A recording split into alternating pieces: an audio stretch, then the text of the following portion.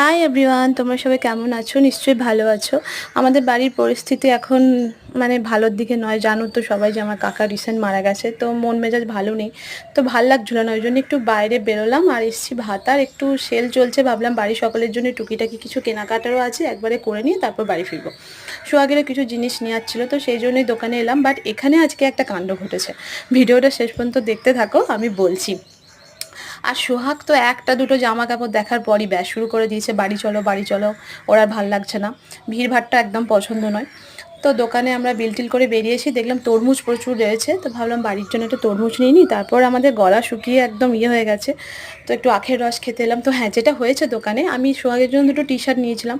তো বিল করানোর সময় দেখছি অন্য জামা কাপড়ের সঙ্গে ও দুটো আর দেয়নি।